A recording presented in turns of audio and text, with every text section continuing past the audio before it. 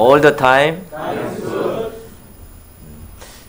그동안 긴 시간 동안 마가복음을 통해서 저희들에게 주옥 같은 영적 진리를 가르쳐 주신 하나님께 감사를 드립니다. 네. 저번 주까지 우리가 마가복음을 어디까지 배웠죠?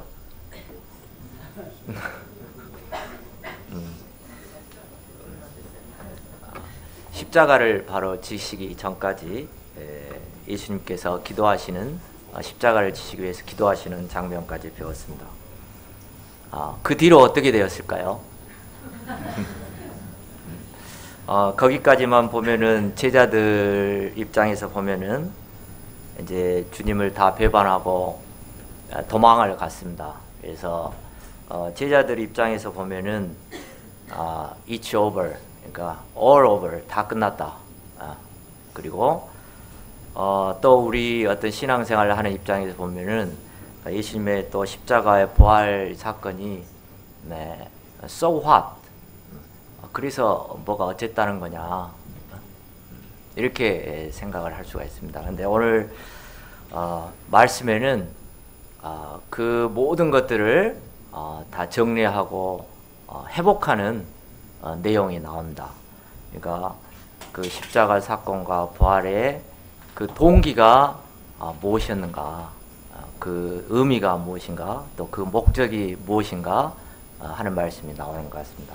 우리가 이제 추석 때 곧 내려가게 되는데 우리가 또 가서 부모님을 섬기고 이렇게 가서 해야 되는데, 우리가 오늘 말씀을 통해서 하나님의 말씀을 받고 힘을 얻어서 가서 잘 섬기고 올라올 수 있기를 기도합니다. 네. 오늘 말씀의 제목은 내가 나를 사랑하느냐입니다. 요절 말씀은 15절 말씀입니다. 15절 말씀을 같이 읽고 제가 기도하고 시작하겠습니다. 시작. 우리 저녁 먹은 후에 예수께서 시몬들에게 이르시되 요한의 아들 시몬아, 내가 이 사람들보다 나를 더 사랑하느냐 하시니 이르되 주님 그러하나이다. 내가 주님을 사랑하는 줄 주님께서 아시나이다. 이르시되 내 어린 양을 먹이라 하시고. 감사하신 하나님 아버지, 주님께서 저희를 사랑하시고 제자들을 사랑하시되 좀 편함 없이 사랑하시고 이제 우리의 형편에 관계없이 사랑하신 그 사랑을 또 오늘 말씀을 통해서 보여주셔서 감사를 드립니다. 저희가 이 겸손한 마음으로 이 하나님의 사랑을 영접하는 시간이 되게 도와주시기를 간절히 기도합니다. 예수님 이름으로 기도합니다. 오늘 말씀에는 시리에 빠진 제자들과 이를 회복시켜 주시는 예수님의 변함없는 사랑이 잘 대비되어서 나옵니다. 인간에게는 많은 문제가 있는 것 같지만 사랑 문제만큼 큰 문제는 없을 것입니다. 왜냐하면은 이 사랑 문제가 해결되지 않으면은 참 행복을 누리지 못하기 때문입니다. 항상 배가 고프고 뭘 해도 마음이 허전하고 항상 허기가 느껴집니다. 뭘 해도 뭘 먹어도 돈을 아무리 많이 벌어도 만족이 없습니다. 그래서 사람들은 이를 해결해보고자 사랑 깡통을 차고 주위 사람들에게 인간적인 사랑을 갈구하기도 하고 또 열심히 일을 해서 돈을 벌어보기도 하고 또는 다른 선행 등을 통해서 이를 채워보고자 합니다. 하지만 이런 것들이 인간에게 참 만족을 주지는 못합니다. 왜 그렇습니까? 인간은 본래 하나님의 사랑 안에서 그분을 무한히 신뢰하는 가운데서 참 행복을 누리도록 지어졌기 때문입니다. 하나님의 사랑을 만날 때만이 인생들은 모든 방황을 끝내게 되고 참 만족과 참 행복의 세계로 들어갈 수 있습니다. 오늘 말씀에는 이러한 하나님의 사랑이 예수님을 통해서 잘 나타나 있습니다. 우리가 오늘 말씀을 통해 이 하나님의 사랑의 세계로 풍덩 들어갈 수 있기를 기도합니다. 아멘. 파트 1, 나는 물고기 잡으러 가노라. 1절에서 3절입니다. 1절을 보십시오. 그 후에 예수께서 디베랴 호수에서 또 제자들에게 자기를 나타내셨으니 나타내신 일이 이러하니라. 저자 요한은 부활하신 예수님께서 세 번째 자기들에게 나타내신 일을 기록하고자 하고 있습니다. 첫 번째는 안식 후 첫날, 즉 부활하신 당일 저녁 때였습니다. 예수 제자들은 유대인들이 무서워 문을 꼭꼭 잠그고 집안에서 벌벌 떨고 있었습니다. 예수님은 너희에게 평강이 있을지어다 하고 말씀하시므로 제자들이 평강을 회복하도록 도우셨습니다. 그런데 이날 공교롭게도 제자 중에서 도마가 없었습니다. 아마도 제자들이 예수님을 버리고 갈 때 도마가 제일 멀리 도망가서 돌아오지 못한 것 같습니다. 8회가 지난 후 예수님은 도마를 위해 다시 찾아오셨습니다. 그리고 못 박히신 손과 창에 찔린 옆구리를 직접 만져보도록 해주셨습니다. 장소적으로 보면 첫 번째, 두 번째는 모두 제자들이 아직 예루살렘에 있을 때였습니다. 예루살렘은 참으로 무서운 곳입니다. 사나운 이리 같은 대제사장들과 사형 선고가 내려지면 불과 1시간 이내에 사형을 집행할 수 있는 로마 총독이 살고 있는 곳입니다. 하지만 오늘 본문의 배경은 갈릴리입니다. 갈릴리는 예루살렘과 달리 그들의 고향이요 예수님과 추억이 많이 깃들어 있는 곳입니다. 예수님은 마가복음 14장 28절에서 그러나 내가 살아난 후에 너희보다 먼저 갈릴리로 가리라 말씀하신 적이 있습니다. 그 말씀대로 예수님은 제자들보다 먼저 이곳 갈릴리로 오시고 제자들을 다시 만나시고자 하십니다. 자신을 버리고 도망친 제자들을 좀 손 좀 보려고 오셨을까요? 아무튼 예수님은 갈릴리에서 제자들을 다시 만나시고자 예전부터 계획하시고 작정하셨습니다. 그 후에 제자들은 무서운 예루살렘을 떠나 그들의 고향 갈릴리로 돌아왔습니다. 돌아온 후 그들은 무엇을 하였습니까? 한 명, 두 명씩 베드로의 집으로 모여들었습니다. 이렇게 11명의 제자 중에 7명이 모였습니다. 나머지 4명은 어디로 갔을까요? 잘 알 수 없습니다. 아마도 어부 출신들 위주로 베드로의 집에 모였지 않나 추정이 됩니다. 그들은 모여서 무엇을 했을까요? 철야 기도를 하며 부활하신 예수님을 기다리고자 했을까요? 불과 한 달 전쯤에 그들은 이곳 갈릴리에서 가슴에 각자의 야망을 품은 채 예루살렘을 향해 출발했습니다. 말은 제주로 보내고 사람은 서울로 보내라는 속담처럼 큰 물에 가서 자신의 야망을 한번 이루고 싶었습니다. 예루살렘에 다다랐을 때 호산나 하며 영접 나온 사람들을 볼 때까지만 해도 그들의 이런 꿈은 거의 현실로 다가온 것 같았습니다. 그들은 예수님 앞에서 앞다퉈서 내가 주와 함께 죽을지언정 주를 부인하지는 않겠나이다 하며 모두가 충성서약을 하였습니다. 그들은 거사를 앞둔 혁명 전야의 전사들처럼 비장하기 짝이 없었습니다. 그러나 이런 그들이 어떻게 하였습니까? 위기 때, 고난의 때가 닥치자 예수님을 버리고 주랭랑을 쳤습니다. 심지어 베드로는 그날 예수님을 3번이나 부인하였습니다. 모인 제자들 중에 요한이 먼저 입을 열었습니다. 베드로 성님, 그날 옆에서 드리님께 그날 계집종 앞에서 예수님을 모른다고 하는 것 같던데요. 동상 그만혀. 아니 성님이 3번이나 그런 것 같던데요. 동상 그만 허랑께.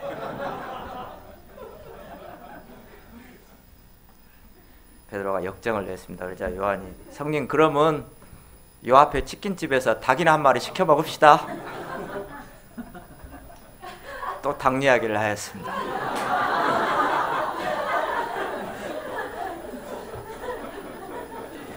베드로만이 아니고 다른 제자들도 할 말이 없기는 마찬가지입니다. 무거운 침묵이 흐르고 쳐다보기도 서로 민망하였습니다. 그때 베드로가 먼저 아이고 할 것도 없고 나는 물고기나 잡으러 갈라네 먹고는 살아야지 하고 나섰습니다. 그러자 그들도 우리라도 별 수 있간디요 같이 가요 하고 따라 나섰습니다. 이렇게 그들이 할 수 있는 일이라고는 다시 물고기 잡는 일밖에 없었습니다. 그들은 다만 얼마간의 물고기라도 잡아볼 생각으로 열심히 노를 저어 호수 한가운데로 나아갔습니다. 그런데 결과가 어떠했습니까? 3절 하반절을 보십시오. 그날 밤에 아무것도 잡지 못하였더니 넣어도 빈 그물만 올라왔습니다. 물고기들조차 자신들을 조롱하고 무시하는 것만 같았습니다. 지치고 힘도 빠진 베드로는 주저앉아 과거의 일을 회상하며 다음과 같이 소감을 쓰기 시작하였습니다. 나는 과거 아무런 꿈도 없는 사람이었다. 그런데 기적과 같이 예수님을 만났었다. 학교 다닐 때 반장 한 번도 해보지 못한 나를 그분은 수제자로 삼아주셨다. 많은 사람들이 나를 예수님의 수제자로 지켜 세워주었다. 어떤 사람은 나보고 출세했다고 했다. 요한과 야고보가 예수님의 친척이라고 좀 치받기는 했어도 그들은 역시 나의 이인자들 뿐이었다. 예수님은 진정 선지자셨고 그분은 엄청난 능력을 가진 분이셨다. 세상 사람들이 다 그를 칭송하고 따르는 것 같았다. 나는 그분이 이 땅에서 다윗 왕국을 건설하실 바로 그 그리스도이시라고 확신했다. 그때 나에게 새로운 꿈이 생겼다. 예수님을 앞세우고 나가면 그 야망은 이루어질 것만 같았다. 한번 해볼 만한 도박이었다. 예수님을 믿고 죽기 아니면 까무러치기로 부딪혀 보기로 했다. 처음에는 정말 죽을 각오도 되어 있었다. 그래서 칼도 한 자루 준비했었다. 비록 예수님의 제자로 넣기는 했지만, 그런데 그날 밤 예수님은 아무런 저항도 없이 체포되셨다. 대제사장들은 마치 거만한 판사들처럼 예수님을 신문하고 몰아세웠다. 예수님도 그들 앞에서는 모든 능력을 이루신 분 같아 보였다. 예루살렘의 높으신 분들 앞에서는 예수님도 어쩔 수 없는 것인가 하는 생각이 순간 스쳤다. 심지어 그 하인들에게 모욕을 당하시면서도 예수님은 아무것도 하지 못하셨다. 그런 생각을 하자 갑자기 두려운 생각이 엄습했다. 하필 그때 그 계집종이 다가왔다. 그 일은 생각하기도 싫다. 이제 모든 것이 끝났다. 야망은 일장춘몽이 되었고 심지어 나는 의리도 못 지킨 쓰레기 같은 인간이 되었다. 이제는 고기 잡는 일에도 자신이 없다. 예수님 왜 나 같은 자를 수제자로 삼으셨을까? 나 같은 사람은 처음부터 예수님을 따를 자격이 없는 자였다. 나 같은 놈은 그저 물고기나 잡다가 죽을 놈이었다. 예수님은 그 말씀대로 부활하신 것 같다. 그 예수님이 내 앞에 다시 온다면 내가 무슨 면목으로 뵐 수 있을까? 아니, 예수님은 다시 찾아오시지 않을 것 같다. 내가 예수님이라도 그럴 것 같다. 나를 버리시고 가셨을 거다. 끝. 이런 소감을 솔직한 소감이지만 전혀 은혜가 되지 않는 소감이라고 합니다. 그런 동안 갈릴리 호수에 칠흑 같은 밤이 걷히고 서서히 동이 트고 있었습니다. 파트 2, 제자들을 다시 찾아오신 예수님. 4절에서 14절입니다. 이런 제자들에게 놀라운 사건이 일어났습니다. 4절을 보십시오. 4절을 같이 함께 읽겠습니다. 시작.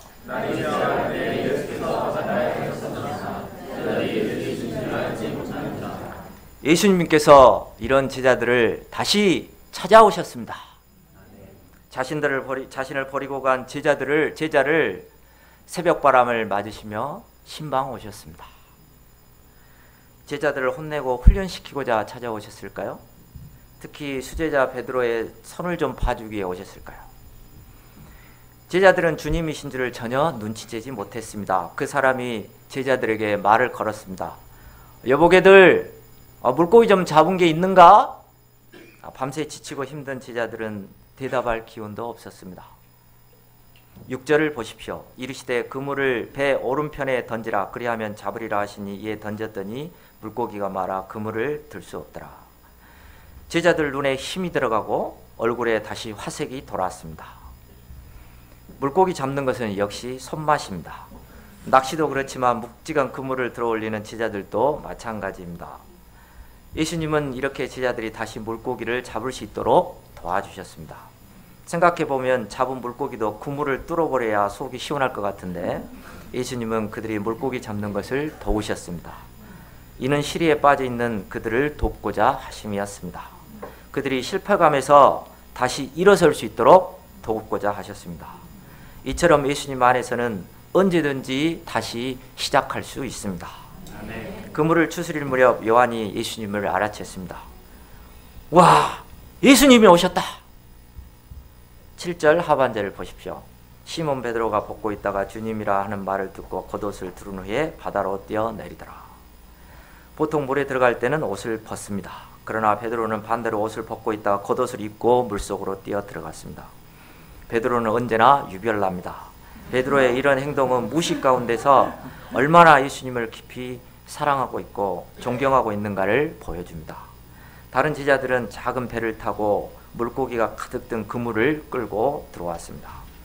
밤새 그물질을 하느라 육신은 피곤하고 춥고 배가 몹시 고팠습니다. 베드로는 옷이 모두 젖어서 오들오들 떨렸습니다. 그들이 육지에 올라와 보니 거기에는 숯불이 있고 그 위에 생선이 맛있는 냄새를 풍기며 지글지글 구워지고 있었습니다. 군침 도는 떡도 놓여 있었습니다. 예수님께서 제자들을 위해 손수 아침 식사를 준비하신 것입니다.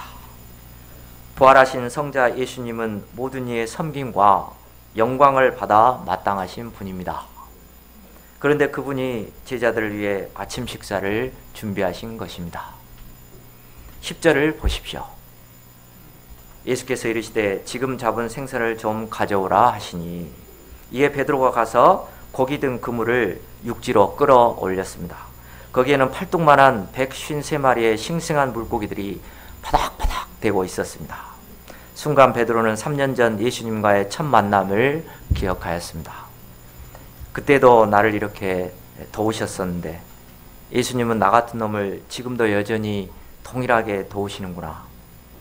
예수님께는 모든 것이 이렇게 풍성한데 그리고 나는 포도나무요 너희는 가지니 하신 말씀이 떠올랐습니다.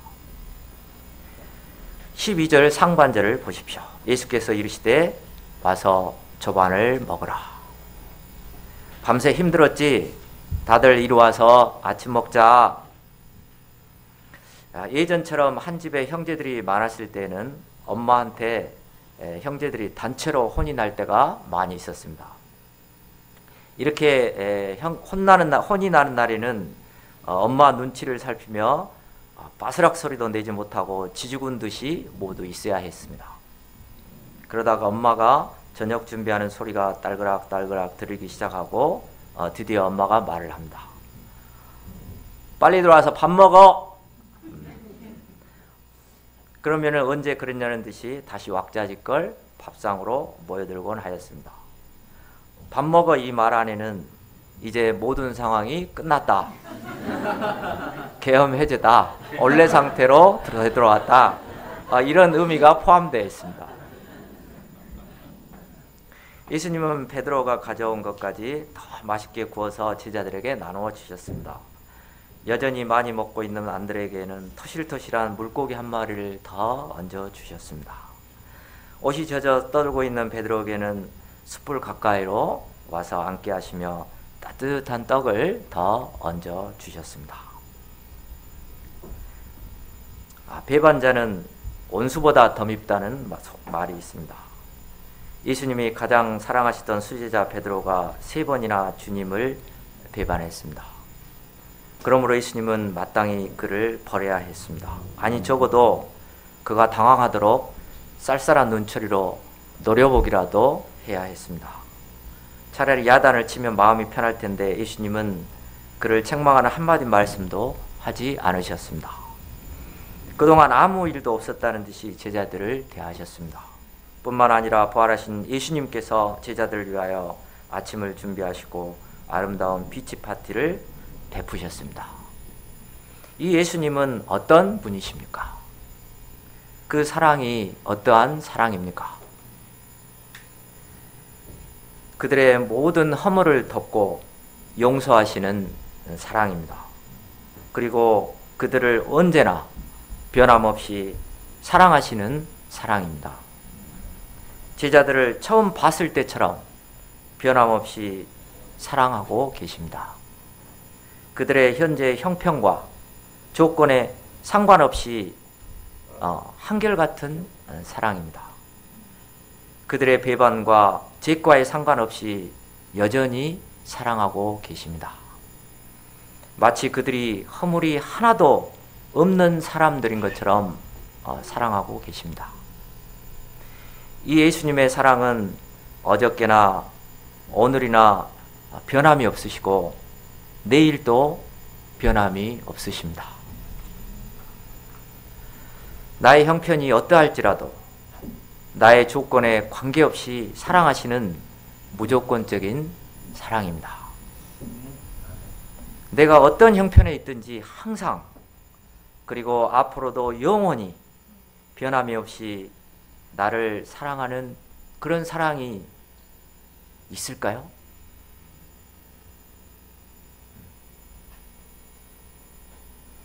이런 무조건적인 사랑이 있음을 믿습니까?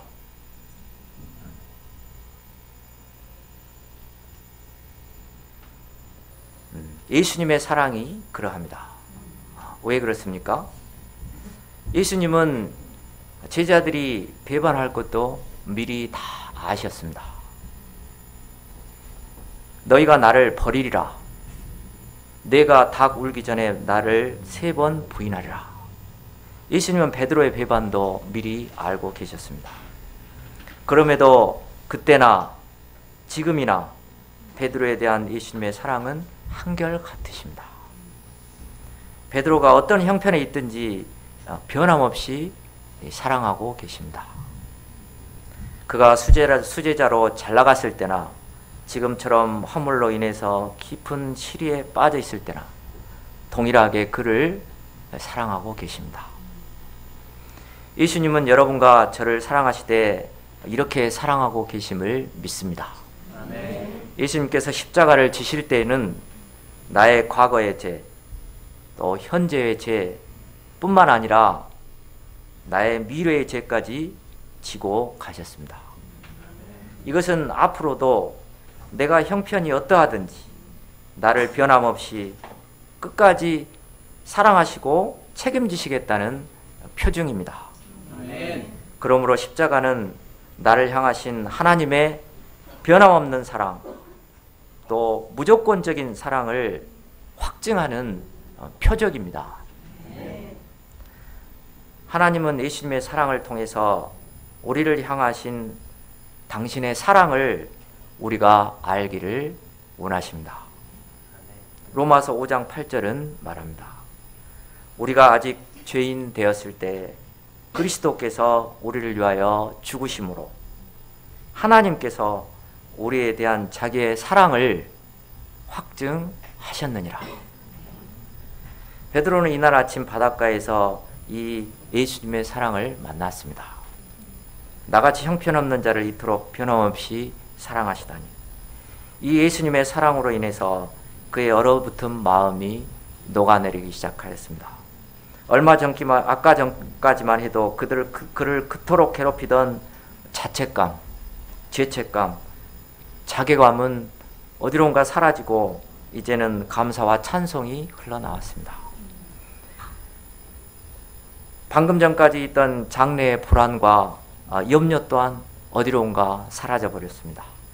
대신 하늘나라의 기쁨과 평강이 그의 심령에 흘러 넘쳤습니다. 세상과 나는 간고도 없고 오직 예수님의 사랑만에 감격하고 있었습니다. 저는 과거 이런 사랑을 믿지 않던 자였습니다. 잘한 자에게는 상을 주어야 하고 못한 자는 벌을 받는 것이 마땅하다고 생각하고 이것이 진정한 사랑이고 모든 것은 자기 할 나름이고 자기가 책임져야 한다고 생각하였습니다. 그래서 누군가 나에게 어떤 사랑을 베풀어주면 그냥 받으면 되는데 이를 상당히 부담스러워했습니다. 왜냐하면 내가 뭔가를 받으면 그만큼 보답해야 한다고 생각했기 때문입니다. 그래서 주지도 않고 받지도 말자 하는 것이 제일 속이 편했습니다. 저는 공부도 성실히 하고 뭐든지 열심히 하기는 했지만 제 내면은 항상 뭘 먹다가 체한 듯이 답답하고 피곤하였습니다. 또한 죽음에 대한 깊은 허물로 인해서 내면은 칠흑같이 어두웠습니다. 그때 성경 공부를 시작하였습니다. 그의 여름 수양에 참석하였는데 다른 사람들은 모두 십자가의 말씀을 듣고 울고 불고 난리가 났는데 저만 맹숭했습니다. 하나님께서는 이런 저를 불쌍히 여기시고 오늘 말씀을 통해서 죄인을 권하여 주셨습니다. 모든 것을 초월하신 예수님의 사랑이 제 심령을 울렸고 저는 이 하나님의 사랑 앞에 엎드려졌습니다. 하나님의 이 사랑을 영접했을 때 저의 마음에서는 감사와 하늘나라의 기쁨과 평강이 저절로 흘러나왔습니다. 하나님의 이 사랑이 저의 심령에 임하게 되자 십자가의 죄사함뿐만 아니라 성경 정권의 말씀이 그냥 믿어졌습니다. 차돌같이 딱딱하고 차갑던 죄인의 마음을 녹이시고 구원하신 하나님의 사랑에 감사와 찬송을 드립니다. 이 시간 우리가 불신적인 생각과 모든 자기 생각을 다 내려놓고 우리를 향하신 하나님의 변함없는 사랑, 무조건적인 사랑을 마음으로 영접하기를 기도합니다. 아멘. 파트리 내 어린 양을 먹이라 15절에서 25절입니다. 15절 상반절을 보십시오. 그들이 조반 먹은 후에 예수께서 시몬 베드로에게 이르시되 요한의 아들 시몬아 내가 이 사람들보다 나를 더 사랑하느냐 물으셨습니다. 예수님께서 왜 너가 이 사람들보다 나를 더 사랑하느냐 물으셨을까요? 예수님은 그에게 다른 많은 것을 물어보실 수도 있었습니다. 동역자와 장모님은 안녕하시냐? 그때 왜 나를 3번 부인했지? 그러나 예수님은 전혀 그런 질문을 하시지 않으시고 너희가 나를 사랑하느냐 물으셨습니다. 그 이유가 무엇일까요? 예수님은 베드로와 이제 새로운 사랑의 관계성을 새롭게 맺기를 원하셨습니다. 베드로가 예수님을 사랑한 것은 사실입니다. 한 번은 이렇게 말했습니다. 모두 주를 버릴지라도 나는 결코 버리지 않겠나이다. 다른 때에는 이렇게 말했습니다. 내가 주를 위하여 목숨을 버리겠나이다. 이것은 분명 그의 진심이었을 것입니다. 그러나 이렇게 큰 소리치던 베드로가 예수님의 순환 기간에 3번이나 주님을 부인했습니다. 그가 왜 실패했을까요? 첫째, 자신의 꿈을 위해서 예수님을 쫓았기 때문입니다. 예수님은 이제 그가 자신의 꿈을 내려놓고 예수님 한 분만을 진실되게 사랑하는 사랑 고백하기를 원하십니다. 둘째는 그는 지금까지 자신의 의지와 성실로 예수님을 쫓았습니다. 지금까지 예수님에 대한 그의 사랑과 충성은 자기 자신에 기초한 것이었고 인간적인 것이었습니다. 이런 베드로의 사랑과 충성은 금방 바닥이 났고 그가 실패할 수밖에 없었던 근본 원인이었습니다. 그는 완전히 실패했고 넘어졌습니다. 이제 모든 것이 끝장난 것처럼 보였습니다. 그러나 이때가 예수님께는 새로운 시작입니다. 예수님은 이제 그가 누더기와 같은 자기 자신의 기초한 의지에 기초한 인간적인 사랑을 내려놓고 두 손 들고 나오기를 원하십니다. 대신에 예수님의 사랑, 하나님의 사랑의 기초에서 예수님을 사랑하는 새로운 사랑의 관계성 맺기를 원하십니다. 상황에 따라 변할 수밖에 없는 자신의 성실과 의지를 내려놓고 이제는 변함없이 자기를 사랑하시는 예수님의 사랑의 기초에서 예수님을 사랑하기를 원하십니다. 이는 변함없는 예수님의 사랑에 기초하기 때문에 흔들림이 없습니다. 예수님은 3번이나 그에게 물으셨습니다.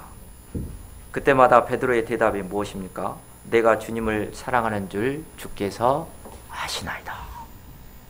예전 베드로 같으면 주님 무슨 소리 하십니까? 나 베드로입니다. 했을 것입니다. 하고 큰 소리 또 뻥뻥 쳤을 것입니다. 그러나 이제는 그는 아무것도 내세울 것이 없습니다. 할 말이 없습니다. 할 말이 없는 자입니다. 다만 이런 나 같은 자도 변함없이 사랑해 주시는 예수님의 그 사랑 때문에 예수님을 사랑하는 자가 되었습니다. 예수님께서는 베드로가 사랑 고백을 할 때마다 그에게 무슨 명령을 하십니까? 15절 하반절을 보십시오. 내가 주님을 사랑하는 줄 주님께서 아시나이다. 이르시되 내 어린 양을 먹이라 하시고 내 어린 양을 먹이라, 내 양을 치라, 내 양을 먹이라 명령하십니다. 어떤 사람은 또 이를 두고 예수님께서 베드로에게 양치는 것을 맡기시고자 이렇게 찾아오신 것이 아닌가 하고 또 예수님의 사랑을 의심하는 사람이 있습니다. 그러나 예수님께서 정말 양을 잘 치는 자를 찾으시고자 했다면 베드로를 찾아오시지는 않았을 겁니다. 그는 3번이나 자신을 부인한 자였고 또 아직 영적인 세계도 잘 모르는 자입니다. 사도 바울을 보십시오. 그는 단지 한 번 예수님을 만났을 뿐이었습니다. 그것도 예수님의 음성만을 들었습니다. 그러나 뿐인데 그는 깊은 영적인 세계로 들어갔고 로마서를 집필하는 위대한 말씀의 종이 되었습니다. 세상에는 이와 같이 베드로보다 영적 기초가 있고 지성적이며 학식과 잠재력이 풍부한 자들이 많이 있습니다. 하지만 예수님은 어부 출신 수제자 베드로, 그를 끝까지 사도 중에서도 수석 사도요 약물의 목자로 세우고자 하십니다. 다만 예수님의 은혜와 긍휼입니다. 예수님은 그 사랑하는 자에게 이제 세상에서 가장 귀한 사명을 맡기시고자 합니다. 내 어린 양을 먹이라. 이 말씀은 예수님께서 그 사랑하는 자에게 주시는 지상 명령입니다. 예수님께는 어린 양들이 아주 많은 것 같습니다. 예수님 언제 이렇게 어린 양을 많이 얻으셨을까요? 요한복음 10장 11절 15절에서 예수님은 말씀하십니다. 나는 선한 목자라. 선한 목자는 양들을 위하여 목숨을 버리거니와. 아버지께서 나를 아시고 내가 아버지를 아는 것 같으니 나는 양들을 위하여 목숨을 버리노라. 이 양들은 예수님께서 목숨을 버려서 얻은 양들입니다. 목자에게 양 100마리가 있었습니다. 그런데 돌아와 보니 한 마리 양순이가 보이지 않았습니다. 목자는 날이 저물었음에도 불구하고 그 양순이를 다시 찾으러 나섰습니다. 목자는 애 같아서 그를 찾을 때까지 잠을 잘 수도 없었고 물을 한 모금 먹을 수도 없었습니다. 예수님은 이를 누가복음 15장에서 말씀하십니다. 너희 중에 어떤 사람이 양 100마리가 있는데 그 중에 하나를 잃으면 99마리를 들에 두고 그 잃은 것을 찾아내기까지 찾아다니지 아니하겠느냐. 또 찾아낸 듯 즐거워 어깨에 메고 집에 와서 그 벗과 이웃을 불러 모으고 말하되 나와 함께 즐기자. 나의 잃은 양을 찾아내었노라 하리라. 예수님의 어린 양은 이렇게 예수님께 이런 존재입니다. 예수님의 어린 양은 어리고 약하기 때문에 먹이고 목자들의 섬세한 돌봄이 필요합니다. 여러분 혹시 예수님의 이런 어린 양을 보신 적이 있으십니까? 이제 추석이 되면 뵙게 되는 부모님, 또 형제 자매들도 예수님의 어린 양들입니다. 예수님께서는 특별히 우리들에게 캠퍼스 양들을 우리에게 맡겨주셨습니다. 내 어린 양을 먹이라. 이 사명은 베드로의 인생을 진정 위대하게 만든 축복의 사명이 되었습니다. 베드로를 보십시오. 천하의 베드로도 사명이 없을 때는 다시 물고기 잡으러 가는 생활로 되돌아갈 수밖에 없었습니다. 우리의 신앙생활도 사명이 없을 때 맨날 물고기 잡으러 제자리로 돌아가는 도돌이표 신앙생활을 할 수밖에 없습니다. 물고기 잡는 어부인 베드로와 사명인 베드로는 비교할 수 없습니다. 베드로전서 2장 9절에서 베드로는 그 성도들에게 말합니다. 그러나 너희는 택하신 족속이요 왕같은 제사장들이요 거룩한 나라요 그의 소유된 백성이니 이는 너희를 어두운 데서 불러내어 그의 기이한 빛에 들어가게 하시니에 아름다운 덕을 선포하게 하려 하심이라. 예수님의 어린 양을 먹이는 것은 예수님을 사랑하는 자가 이 땅에서 반드시 감당해야 할 명령이요 사명입니다. 파트 3 영광스러운 삶과 죽음 18절에서 25절입니다. 예수님은 이제 마지막으로 그가 사명인으로 어떤 삶을 살게 될 것인가를 말해 주십니다. 18절을 보십시오. 내가 진실로 진실로 내게 이르노니 젊어서는 너가 스스로 띠띠우고 원하는 곳으로 다녔거니와 늙어서는 내 팔을 벌리리니 남이 내게 띠띠우고 원치 않은 곳으로 데리고 가리라. 과거 베드로는 양처럼 살았습니다. 그러나 이제는 사명을 중심으로 살게 된다는 것입니다. 예수님께서 나를 따르라 말씀하실 때는 베드로가 자기만 억울해서 그랬는지 요한을 걸고 넘어졌습니다. 주여, 이 사람은 어떻게 되겠사옵나이까? 그러나 예수님은 내가 올 때까지 그를 머물게 할지라도 내게 무슨 상관이냐? 너는 나를 따르라 하고 말씀하셨습니다. 이 말씀은 너는 너고 요한은 요한이다 라는 뜻입니다. 우리의 생애를 주님께 드리는 것은 어디까지나 인격적인 결단을 요구하는 개인적인 일입니다. 결론입니다. 예수님의 제자들을 향한 사랑은 어저께나 오늘이나 내일도 변함없는 사랑입니다. 또한 내 형편이 어떠할지라도 사랑하시는 무조건적인 사랑입니다. 하나님께서 이 십자가에서 죄사함의 사랑을 통해서 우리를 향하신 이 하나님의 변함없으신 사랑, 무조건적인 사랑을 확증해 주셨습니다. 하나님의 이 사랑 안에서 우리가 참 자유와 평강과 행복을 누릴 수 있게 하심을 감사를 드립니다. 우리가 이 하나님의 사랑의 세계로 더 깊이 들어가는 신앙생활을 할 수 있기를 기도합니다. 그리고 또 예수님의 어린 양, 특별히 캠퍼스 양들을 먹이는 축복된 사명을 일생 감당하며 살기를 간절히 기도합니다. 기도하고 마치겠습니다. 감사하신 하나님 아버지, 예수님의 십자가를 통하여서 저희를 변함없이 사랑하시고 무조건적으로 사랑하시는 당신의 사랑을 확증하여 주심을 감사를 드립니다.